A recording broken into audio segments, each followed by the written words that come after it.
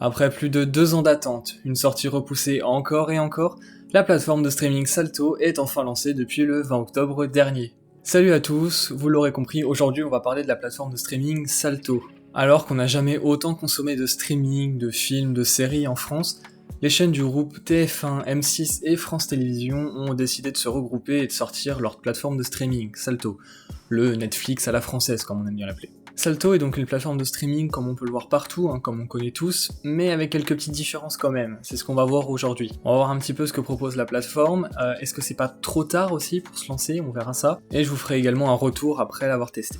On retrouve donc Salto au prix de 6,99€ par mois, donc jusqu'à là ça va, c'est dans les prix du marché, c'est ce que fait la concurrence. Forcément, qui dit regroupement de chaînes télé dit qu'on peut regarder la télé. Vous pourrez donc regarder la télé en direct et les replays des programmes phares de ces chaînes sur la plateforme. Après, on aura également la chance de voir certains programmes en avant-première, donc avant leur sortie télé. C'est toujours cool de voir L'amour est dans le prix ou Plus belle la vie en avant-première, mais bon. Et aussi quelques programmes exclusifs à la plateforme. Mais pour l'instant, ça reste assez limité, on va le voir. Et en plus de ces programmes habituels, on notera également l'achat de programmes étrangers, donc qui viendront compléter le catalogue. Forcément, quand on parle de plateforme de streaming, on pense programmes originaux.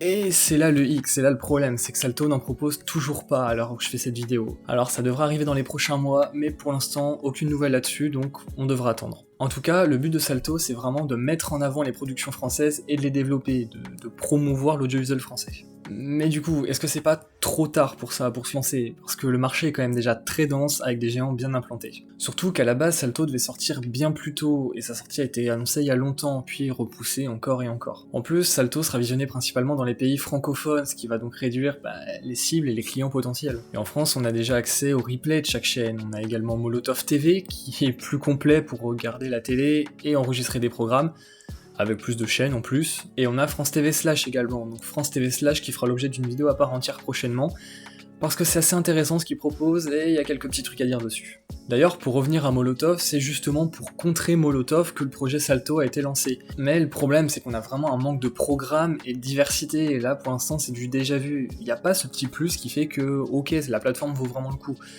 Donc à voir dans les prochaines semaines, dans les prochains mois comment ça va évoluer, mais il va falloir qu'ils se bougent s'ils veulent tenir. Et justement, comme je le disais tout à l'heure, j'ai pu tester la plateforme.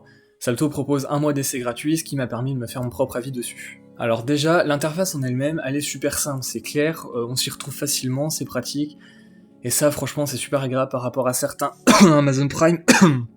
Mais à côté de ça, c'est vrai que niveau programme, c'est pas trop ça, quoi, on fait vite le tour. C'est la télé en fait, quoi, donc c'est sympa de revoir des vieux programmes, mais y a pas trop d'intérêt pour l'instant.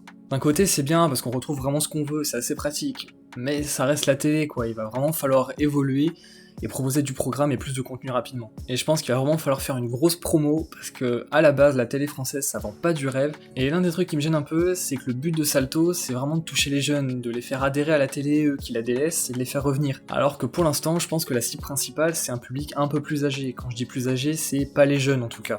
Après, ça va dépendre aussi du contenu qu'ils vont proposer à l'avenir, ça va aussi dépendre de ça. Bon, du coup, est-ce que la plateforme vaut le coup ?